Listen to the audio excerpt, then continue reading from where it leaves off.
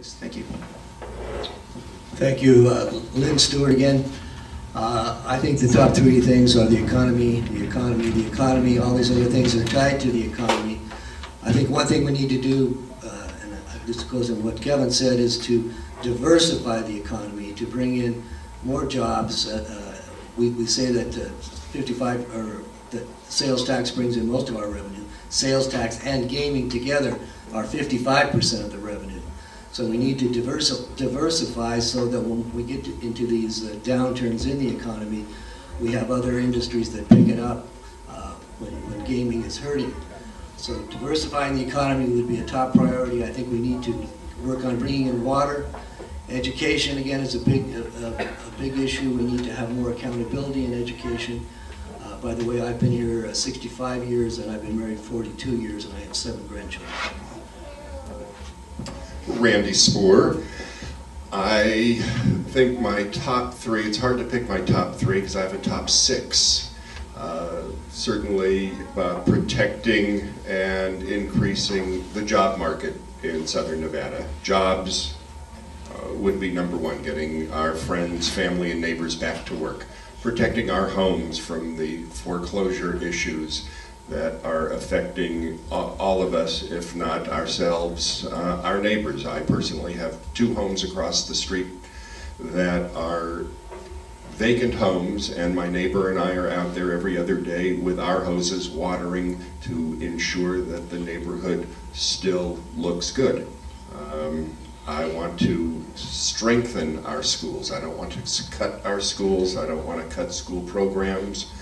I heard a suggestion earlier about making schools, combining schools into 3-story schools, elementary, middle, and high school, which sounds like a really interesting idea, but I want to strengthen what we have to work with now so that we can look at different ways in the future. I want to protect care for elderly. My 92-year-old mother, healthy as can be, lives in District 22, and I want to make sure that the services are there for her, and as she reminds me, they need to be there for me pretty soon also.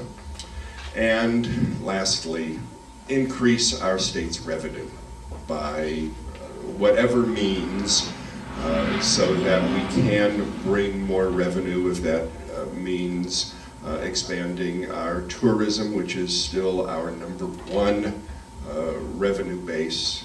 Then let's get me into the legislature so I can help figure out a way to do that. Thank you, Sally Durbin. I'm not in favor of raising taxes, but I do think that it is time that Nevada started collecting taxes from casinos. The miners don't pay their taxes. I believe that they should be paying taxes on their incomes and profits just as much as the rest of us do. Secondly, education. Of course, that's on everybody's lips these days. Like I said, we need to look at new ways, incentives to keep children in school.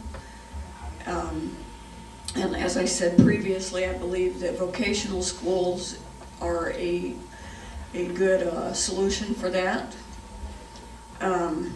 Thirdly, I think also something that's close to my heart are veterans programs for the veterans. I believe that too many are coming back from the war.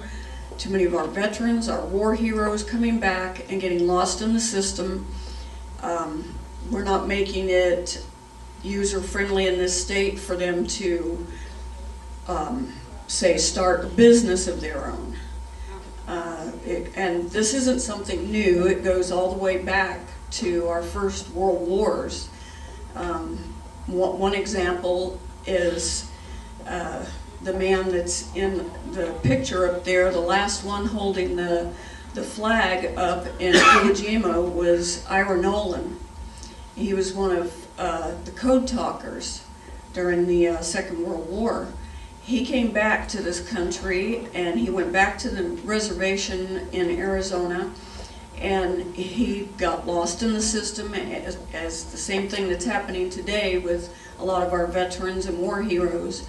And he went up into the mountains and literally drank himself to death. And that's, you know, same thing's happening today. We've got a lot of veterans out there on the street that are self-medicating. They're getting lost in the cracks of the system, and we need to do something for them. By the way, just to let the panel members and the candidates know, we got about 35 minutes, so. Thank you. Dwayne Christie. Being the last one to speak on a question, I pretty much can go ditto, ditto, ditto, but I agree. Business, education, water, new sources of revenue are definitely things that be needed.